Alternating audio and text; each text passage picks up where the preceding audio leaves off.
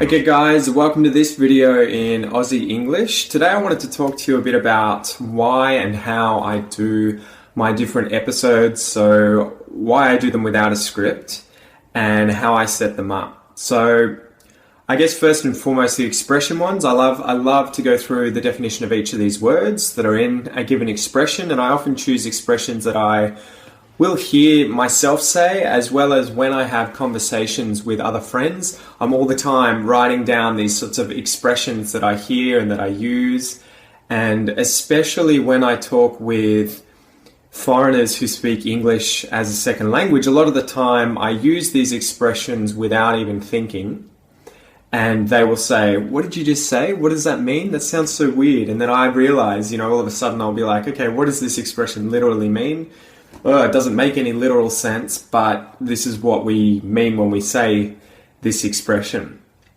So that is how I like to choose them. I'm not really into just searching on the web for weird, strange expressions for the sake of teaching them. There are a lot of weird Australian ones. I mean, one example could be as dry as a nun's nasty, and that's a bit of a vulgar expression, but at the same time, it's not really used very often. I'm not even going to define it here, but if you want to look it up, as dry as a nun's nasty, you can look it up on Google and you'll find stereotypical Australian expressions like that, but they're not very often heard, at least with native speakers, unless they're trying to be a little cliche and, make fun of the fact that someone's Australian or that they're Australian, or overplay the fact that they are Australian. So they're the kinds of expressions I like to choose, and the ones that I use, they're ones that I catch myself saying, and they're ones that I hear other people bring up and ask me to clarify on. So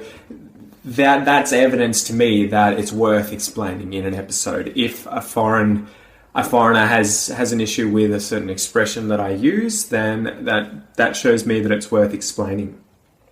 Another reason that I like to go over the expressions in a non-scripted way is because I feel like if I were to read off a script, it's a little disingenuous. It wouldn't reflect the kind of English you're going to hear on a daily basis spoken by native speakers.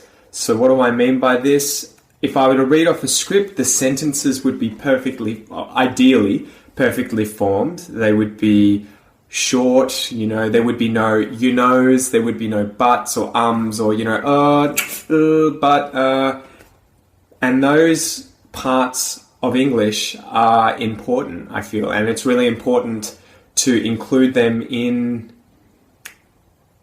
these recordings. I like that I say, and ums and buts, and even though when I go through and write the transcripts, I always kind of pinch myself and get irritated when I see you-knows and ums and ahs in the middle of sentences, because written English would never look like that, and you're taught to try and minimize how much you say that in school, especially if you're giving a speech or some kind of talk. But a lot of native speakers use this. I use this.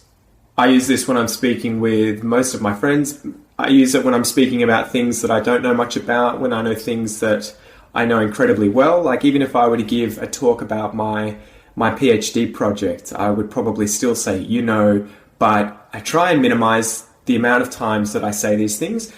But at the same time, they are things that native speakers say all the time. And they are the kinds of things that you need practice listening to and hearing.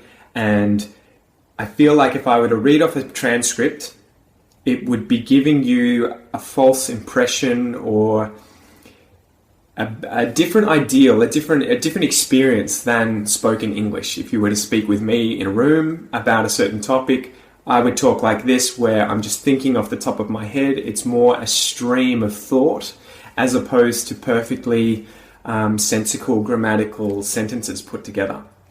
So that's one of the biggest reasons that I kind of like, but at the same time it's a little frustrating. I like doing these things without a transcript. The English isn't always 100% grammatically correct, But at the same time, it's the kind of English you're going to hear, and that's why I feel it is so important that you get exposure and experience listening to and reading of these transcripts, the kind of English that I'm going to use. And that's why I include the ums and the ahs and the you knows in there also, so that you can see that it wasn't me mispronouncing a word or whatever. You can see exactly what that vowel sound in there or the sentence, in the middle of a sentence, what it all means. So that's why I try and include it in the transcripts as well. The last bit I guess I should go over is the pronunciation exercises. I still want to hear your feedback on this because I don't know necessarily whether or not you enjoy these, whether or not they're helping. I hope they're helping. It's the kind of thing that I use when I am practicing my French and my Portuguese, and the podcasts that I listen to when I'm doing my Portuguese and French practice often have these kinds of exercises in them, and I feel that they've helped me personally improve my Portuguese and my French a lot, especially learning on my own. So that's why I feel like they're important, but I would love to hear what you guys think, and if the majority of you don't like them, then I can always remove them. If the majority of you like them immensely and want me to include more of them, let me know. I'm thinking of doing some episodes that will just be listening and repeating exercises. But yeah, truly give me some feedback. Let me know what you think, what you guys want. If you have any feedback too on the structure and the plans that I put together for these episodes, let me know. Do you want them longer or shorter? You're always welcome to give me feedback, because at the end of the day, I'm creating this podcast to serve your needs and to help you improve your English. So any feedback about how I can best do that would be immensely appreciated. So that's probably enough for today, guys. I thought I would give you a bit of a breakdown of how and why I put together these lessons the way that I do, and I'll chat to you soon. All the best.